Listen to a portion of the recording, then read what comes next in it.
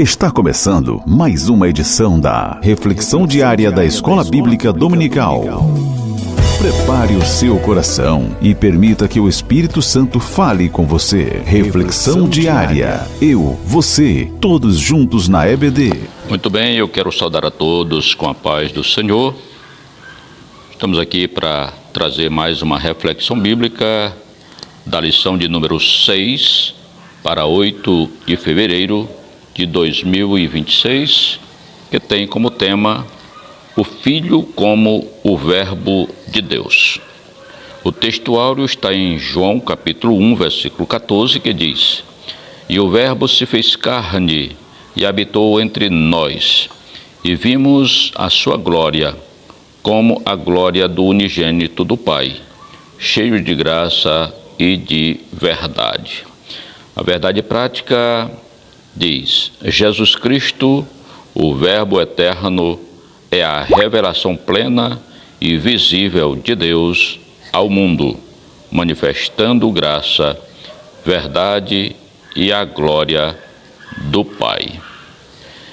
Muito bem, meus amados, queridos irmãos, professor da Escola Bíblica Dominical, eu recomendo que você ouça com atenção esta reflexão, porque é de grande valia para a sua aula no próximo domingo.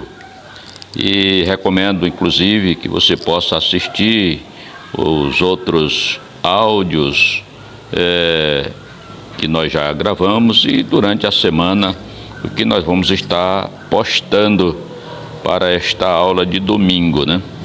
É muito importante que você tenha o cuidado, querido professor, de meditar na leitura diária da lição bíblica, porque essa leitura diária vai estar dentro dos comentários da lição, né? Dos tópicos principais. Você vai estar encontrando esses textos da leitura diária, né? Inclusive, essas nossas reflexões, ela vai lhe servir de grande ajuda, né?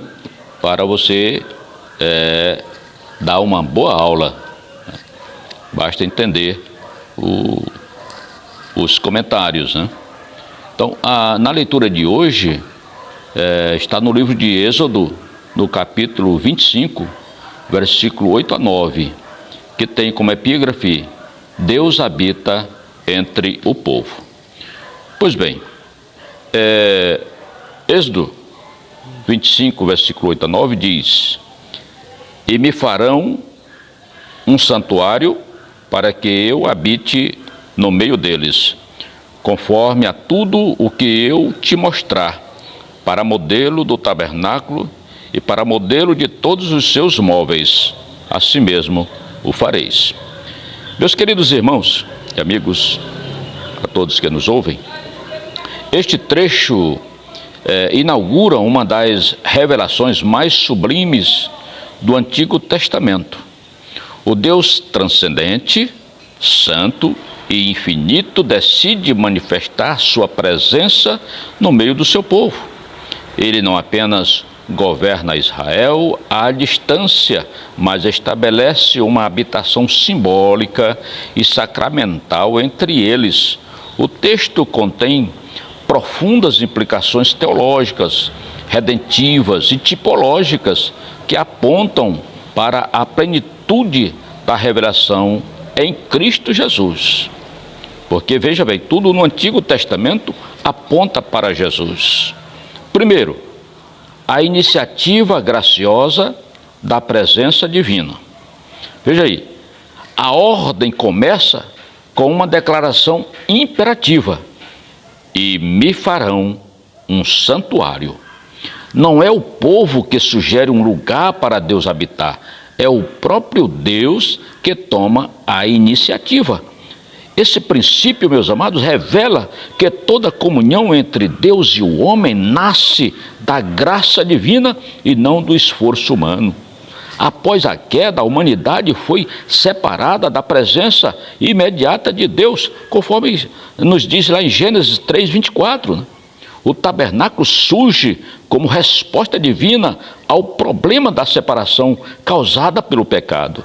Deus não anula sua santidade para estar com o homem. Ele cria um meio santo pelo qual sua presença pode ser experimentada sem destruir o pecador. Observa-se aqui um padrão redentivo fundamental. Deus chama, Deus provê o meio de aproximação e Deus estabelece as condições da comunhão. Esse princípio alcança seu ápice no Novo Testamento, onde Cristo é apresentado como mediador definitivo da presença divina. Glória a Deus. Segundo, diz, para que eu habite no meio deles. Então, a teologia da habitação divina. A expressão habite no meio deles é o coração do texto. O verbo hebraico shakan significa habitar, estabelecer morada. Dessa raiz surge o conceito posterior de Shekinah, termo usado na tradição judaica para descrever a manifestação visível da glória divina. Glória a Deus. Aqui, meus amados, encontramos uma tensão teológica essencial. Deus é absolutamente transcendente, conforme nos diz no livro do profeta Isaías, no capítulo 57, e o versículo de número 15. Isaías 57, versículo 15, gostaria de ler para você esse texto sagrado, que fala da presença de Deus. Aleluia. 57:15 diz assim: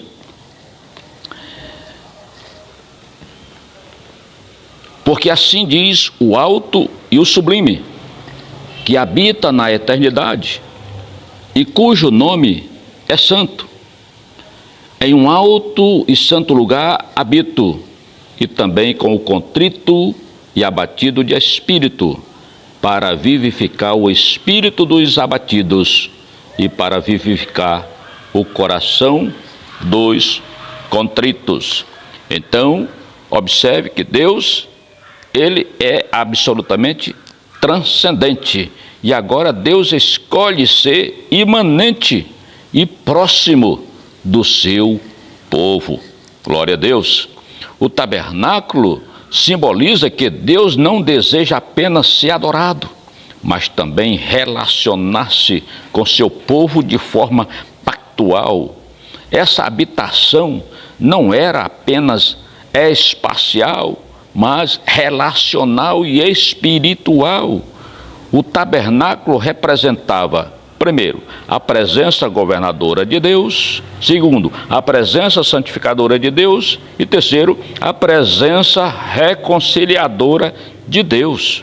Contudo, meus amados, essa presença era limitada por barreiras cerimoniais. Havia um véu, sacerdócio, sacrifícios, mostrando que a comunhão ainda era incompleta e aguardava sua plenitude futura. Terceiro lugar, o tabernáculo como modelo revelado por Deus. O versículo de número 9 enfatiza: conforme a tudo o que eu te mostrar para modelo. Isso, meus amados, demonstra que o tabernáculo não foi fruto da criatividade humana, mas uma revelação divina. O termo aí, modelo, no hebraico tabnit, sugere um padrão celestial. O autor de Hebreus confirma essa interpretação ao declarar que o tabernáculo terreno era a sombra das realidades celestiais. Você pode ler Hebreus 8, versículo 5. Esse ponto ensina uma verdade teológica importante. A adoração aceitável deve ser moldada pela revelação divina e não pela imaginação humana. Nunca foi. Então, cada elemento do tabernáculo possuía significado espiritual e tipológico. Observe isso, né? Por exemplo, o altar apontava para o sacrifício expiatório. O candelabro simbolizava a iluminação divina. A mesa dos pães representava comunhão e provisão. O Santo dos Santos simbolizava o acesso à presença divina. Assim, meus amados, o tabernáculo funcionava como uma pedagogia visual do plano da redenção. Aleluia. Quarto lugar, o tabernáculo como tipologia de Cristo. O Novo Testamento, meus amados, interpreta claramente o tabernáculo como figura de Cristo. João 1,14 afirma: "E o Verbo se fez carne e habitou entre nós." Observe, o verbo habitou pode ser traduzido literalmente como tabernaculou. Então, Jesus é o cumprimento supremo do Êxodo 25:8. Nele, Deus não apenas manifesta sua presença simbolicamente, mas encarna-se de forma plena e pessoal. Aleluia! Cristo é o verdadeiro tabernáculo.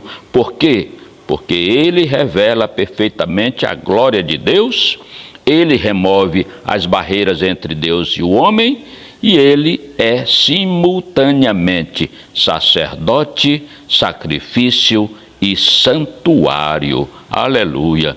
Enquanto o tabernáculo mosaico permitia acesso restrito, Cristo agora rasga o véu e inaugura acesso pleno à presença divina. Acesso pleno e restrito. Em Mateus capítulo 27, versículo 51, diz que na morte de Jesus, o véu do templo se rasgou de alto a baixo, em duas partes, né? Então, mostra que o acesso agora estava aberto. Aleluia! Jesus inaugura esse acesso. O escritor aos Hebreus, no capítulo 10, versículos 19 e 22, fala sobre isto, né? Agora nós temos acesso ao Pai pelo novo e vivo caminho aberto, rasgado pela carne de Jesus, né? E pelo sangue de Cristo Jesus. Agora nós podemos ter acesso ao Pai. Esse acesso não está mais restrito. Glória a Deus. Quinto lugar, o desenvolvimento progressivo da habitação divina. A revelação bíblica, meus amados, mostra um movimento progressivo da presença de Deus. Veja, primeiro, tabernáculo, né? Deus habita simbolicamente entre Israel. Segundo, o templo, né? Foi construído um templo. Ali está a presença divina estabelecida na nação. Veja que na inauguração do templo, a glória de Deus desce sobre o templo. Terceiro, agora Cristo, né? Deus habita corporalmente entre os homens. Cristo ascendeu ao céu. Agora a igreja. Deus habita espiritualmente em seu povo. 1 Coríntios 3,16 diz que nós somos templo do Espírito Santo. Somos habitação do Espírito Santo. Deus habita na igreja. E quinto, a nova Jerusalém. Deus habitará plenamente com a humanidade redimida, conforme diz lá Apocalipse 21:3, né? Então, ele estará na nova Jerusalém, todos os servos do Senhor vão estar habitando ali na nova Jerusalém. Aí é Deus presente, é Deus habitando com os homens, aleluia, com os homens redimidos, por aqueles que foram comprados, com aqueles que foram comprados de toda a terra pelo sangue de Cristo Jesus. Glória a Deus. Esse progresso, meus amados, revela que o propósito final de Deus sempre foi viver em comunhão eterna com o seu povo. Agora vamos aqui para aplicações espirituais. Letra A. Deus deseja relacionamento, não apenas ritual. O tabernáculo não era apenas um centro litúrgico, mas um sinal do desejo divino de comunhão. A verdadeira adoração nasce da presença e do relacionamento com Deus. Aleluia. Letra B. A santidade é indispensável para a presença divina. Então, a construção detalhada do tabernáculo revela que Deus é santo e deve ser adorado conforme sua vontade. Letra C. Cristo é o acesso definitivo à presença de Deus. Não há comunhão com Deus fora da mediação de Cristo. Jesus é o único mediador entre Deus e os homens. Ele é o verdadeiro santuário onde Deus e o homem se encontram. Aleluia. Letra D. O crente é hoje a habitação do Espírito Santo. Assim como Deus habitava no tabernáculo, ele agora habita no coração regenerado, chamando o cristão a viver em santidade e consagração. Faça isto, viva em santidade, se consagre para Deus.